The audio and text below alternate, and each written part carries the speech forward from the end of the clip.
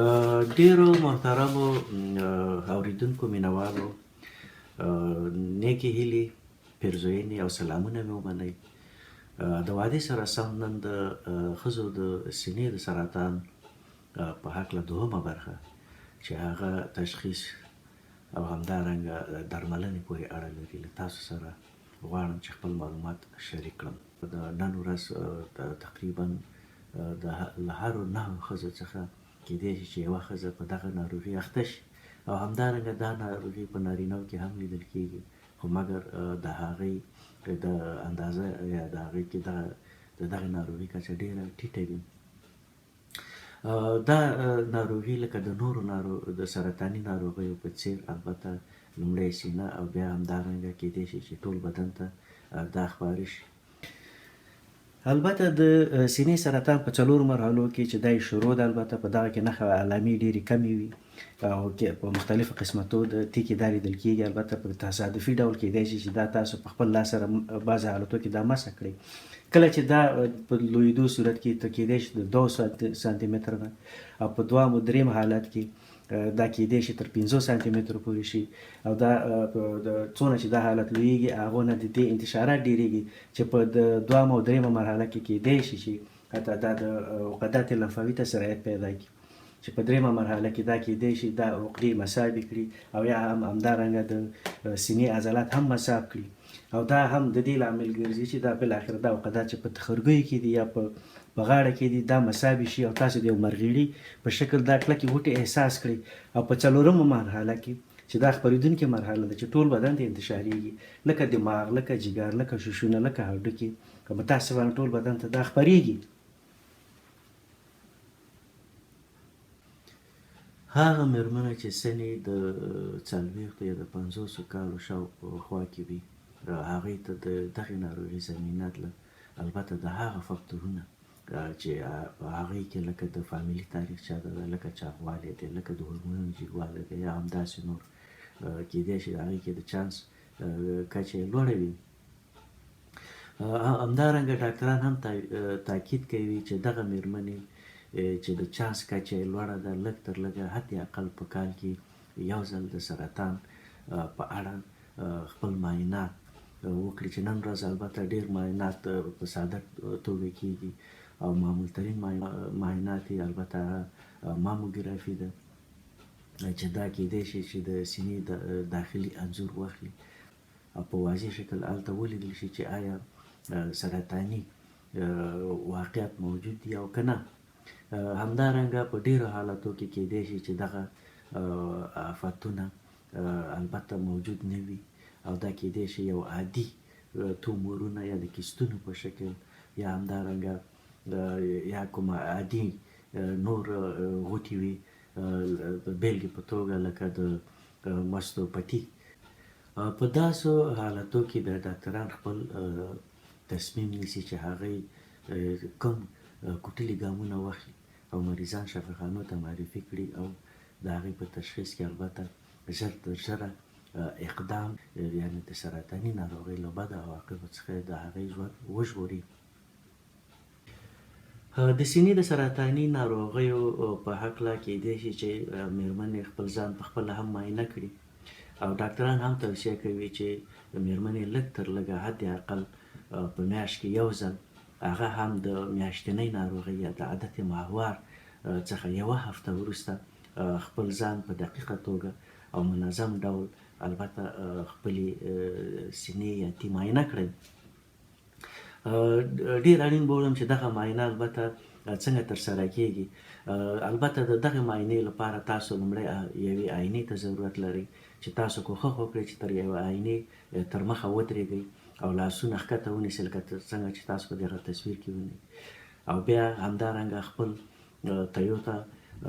نظر واچوئ یا کتنه وکړئ او تاسو کیدای شي چې په دواړو تیونو کې کوم هغه تغییرات یا بدلون چې پکې د ستاسو نظره هغې کې راغلی وي له ځان سره یې یاداشت کړئ او همدارنګه د سینې یا د تي د پوټکي یا په هغه کې تغییرات یا په هغه کې ژوروالی بعضې وخت کې کیدای شي چې د ګوتې په څېر یو دننه ننوتې حالت هلته وینئ یا ژوروالی هلته وینئ او یا یوه برخه کیدای شي چې راټوله شوې وي او یا کومه خوا کش شوې وي. همدارنګه نور هغه تغییرات لکه په ظاهري بڼه چې موږ تاسو هغه په کتنه کې هغه وینو، هغه لکه سوروالی، د پوټکي وچوالی یا پړسوب یا نور هغه تغییرات، یو خوا د تیږ کش کېدنه یا د بل خوا تیږ کش کېدنه، دا ټول باید موږ تاسې د ځان سره یادداشت کړو. په دوم حالت کې البته د تیږ د څوکو د فشار ورکولو سره له هغه تیږ څخه البته ترشحات لکه ځوي، وینې او یا نور شفاف مواد راووځي. نو دا هم اړینه ده چې دا له سرطاني له اړخه هم معاینات شي او هم کیدای شي چې دا له نورو ناروغیو سره هم تړاو ولري. البته په دریم حالت کې بیا هم د آینې ته په نظر اچولو سره کوښښ وکړئ چې خپل لاسونه اوږده او پورته نیولو سره، یعنې ښه پورته، او کوښښ وکړئ چې د شا موقعیت د سره پورې تاسو دا لاسونه البته موقعیت ورکړئ، چې په دغه حالت کې تاسو هم کولی شئ چې کوم تغییرات په تیږو کې موجود دي تاسو کولی شئ په څرګنده توګه ووینئ. چې په دې څلورم حرکت کې تاسو البته خپل ښی لاس جګوئ او په داسې حالت کې چې د چپ لاس څلور ګوتې مو جختې نیولې وي او د ښي تخرګ څخه البته تاسو دا حرکات شروع کوئ. دا حرکات البته په دوراني شکل یا دغه تاسو یا دایروي په شکل کولو سره یې د تیږ د څوکو په طرف البته دا جس یا لمس تاسو اجرا کوئ، یعنې د تخرګ له خوا نه تاسو راځئ د تیږ تر څوکو پورې تاسو دلته دغه لټنه کوئ او دلته کیدای شي تاسو تصادفاً هم کیدای شي کومه غوټه احساس کړئ او په ورته عمل کې تاسو هم دا کیدای شي چې د چپې خوا هم په عین شکل کنټرول کړئ. که چیرې د کومې غوټې موجودیت یا احساس و نو تاسو ژر تر ژره باید د خپل ډاکتر سره تماس ونیسئ. په پنځمه مرحله کې تاسو که چیرې خپل سر او سینه مخې ته زوړ ونیسئ، یعنې دغه موقعیت کې خپل ځان قرار ورکړئ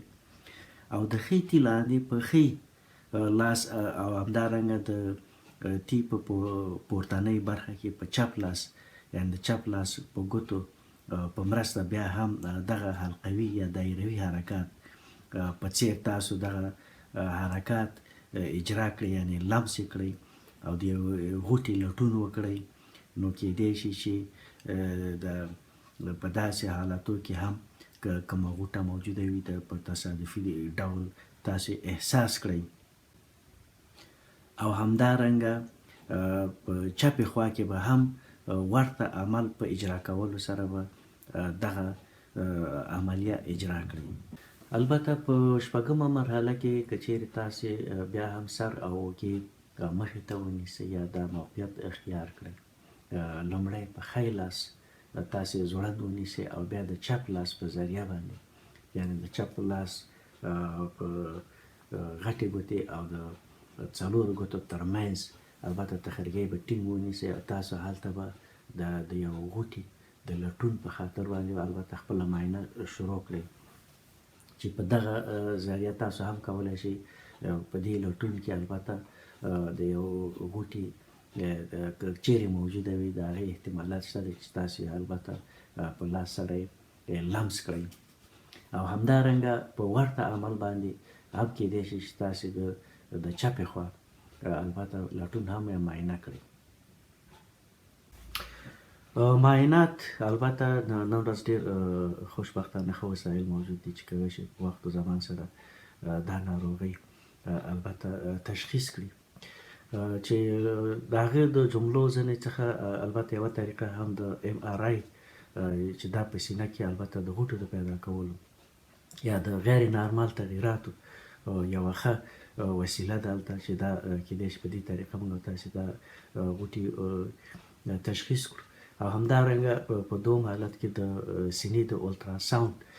د دې معاینه ده چې په دې معاینې په کولو سره البته په سینه کې د پیدا شویو غوټو جوړښت البته هغه معلومیږي.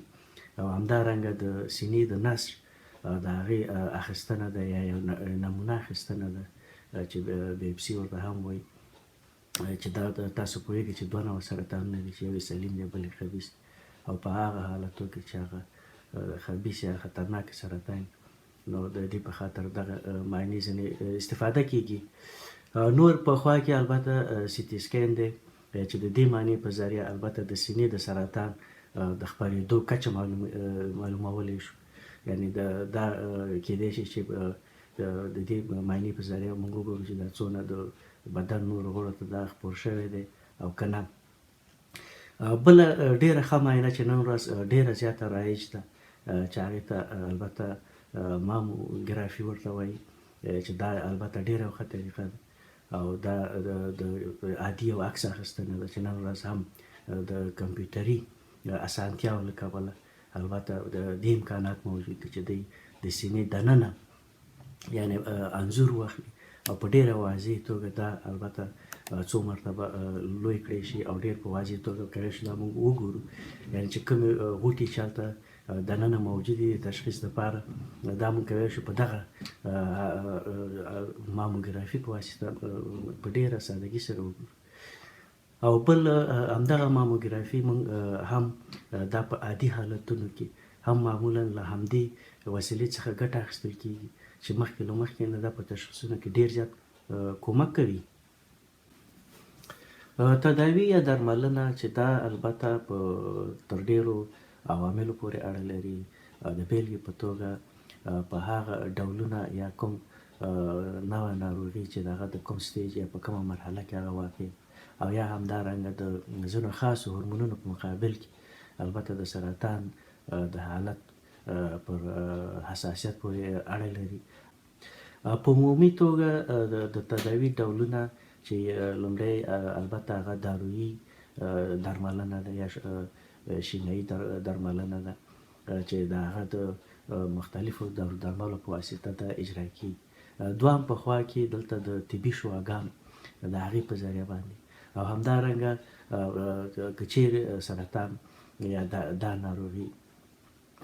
کیدای شي چې دا په وسیع حالتونو کې انسان ډېر لوی سرطان وي نو په داسې حالتو کې هم د جراحي مداخله ده چې په بعضې حالتو کې کیدای شي چې په مکمل ډول تی غوڅ شي او همدارنګه په بعضې حالتو کې کیدای شي چې نیم تی البته دلته غوڅ کړی شي. که چیرې په تشخیص کې موږ تاسې غفلت وکړو او یا د ناروغ ډېر ناوخته البته مراجعه وکړي متاسفه په داسې حالتو کې البته دغه سرطان ټول بدن ته دا خپرېږي چې دې ته میتاستاز وایي. نو بیا دا هغه حالت دی چې بیا د داکتر د وسې او همدارنګه د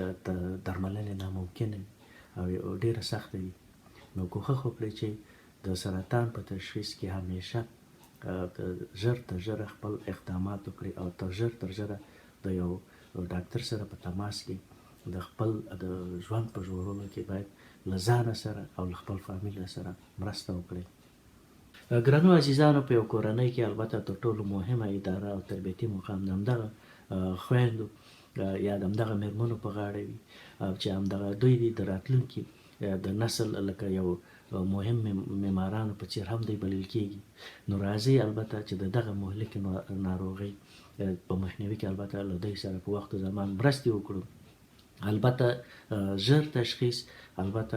دا د دې لامل ګرځي چې مطمئنه درملنه منځته راوړي البته او د مطمئنې